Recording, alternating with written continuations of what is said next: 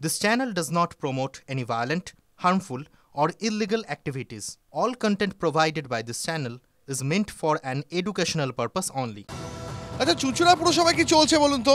কেন বলছি তার কারণ একদিকে চুঁচুড়া পুরসভায় অস্থায়ী কর্মী তারা বেতন পাচ্ছে না, দীর্ঘদিন ধরে তারা বিক্ষোভ দেখাচ্ছেন, এমনকি আলো পর্যন্ত জ্বালাচ্ছেন না।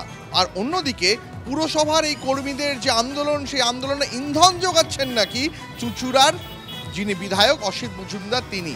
এই নিয়ে পুরসভার চেয়ারম্যান এবং চুঁচুড়ার বিধায়কের মধ্যে কোথাও একটা যে ফাটল ধরেছে, তৃণমূলের দুই নেতার মধ্যে যে সম্পর্কে ফাটল ধরেছে সেটা তো লুকিয়ে রাখা যাচ্ছে না। অন্যদিকে যে সমস্ত পুরো এলাকায় পিছিয়ে রয়েছে তৃণমূল, সেই সমস্ত পুরো এলাকায় আজ প্রচার করতে গিয়েছিলেন অসিত মজুমদার। সেখানে গিয়ে কি হলো?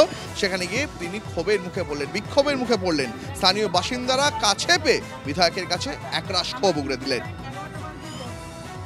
এইসব করানো হচ্ছে তো কোনো উদ্দেশ্য প্রণোদিত ব্যক্তিত্বরাই করাচ্ছে।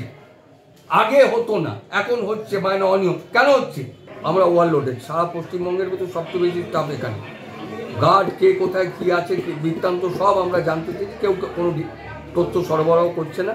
বলছে খেতে পাচ্ছি না, একটা বাড়ির 4 জন লোক কাজ করছে, কিন্তু অন্যায়টা অন্যায় না, এটা ন্যায় বলা যাবে না। টাকা ড্রেনেজ হবে সেটা বলা যাবে না। করা হাতে ধরলেই তখন এইসব করানো হবে। আমি অলিখিতভাবে জানি অচল অবস্থা চলছে, কিন্তু চেয়ারম্যানও কোনো সাহায্য চায়নি, শ্রমিকরাও কোনো সাহায্য চায়নি। তাই আপনি এগিয়েও যাবেন না? অবশ্যই না। দল বললেই যাব।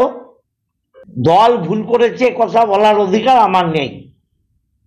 দল যা সিদ্ধান্ত নেবে আমরা মেনে নেব। শান্তিটা জানার জন্যই তো জনসংযোগ। আমি তো পিস তৈরি করবই এবং এই পিচে দল খেলবে। এই মুহূর্তে আমাদের সঙ্গে রয়েছেন আমাদের সহকর্মী প্রদীপ্ত কান্তি। আমি প্রদীপ্তর কাছে সরাসরি একটা জিনিস জানতে চাইবো। প্রদীপ্ত, আসন্ন উপনির্বাচনে যেদিকে ফলাফল বেরোবে, মানে 23শে নভেম্বর, অন্তত 60টা পুরসভায় রদবদল চূড়ান্ত করে ফেলেছেন তৃণমূলের শীর্ষ নেতৃত্ব। চুঁচুড়া পুরসভায় যা চলছে তৃণমূলের নিশ্চয়ই সেদিকে নজর রয়েছে। অবশ্যই সেদিকে নজর রয়েছে এবং আরও বেশি করে নজর রয়েছে দীপ, এই কারণে, তার কারণ যে চুঁচুড়া বিধানসভার কথা আমরা বলছি, সেই এলাকায় 8,500 ভোটে তৃণমূলের প্রার্থী রচনা বন্দ্যোপাধ্যায় পিছিয়েছিলেন। এবং কেন পিছিয়েছিলেন তার কারণ খোঁজ করতেই কিন্তু এই অসিত মজুমদার তিনি বেরিয়েছেন এবং বেরিয়ে তিনি সাধারণ মানুষের ক্ষোভের মুখে পড়লেন। কোন এলাকায়?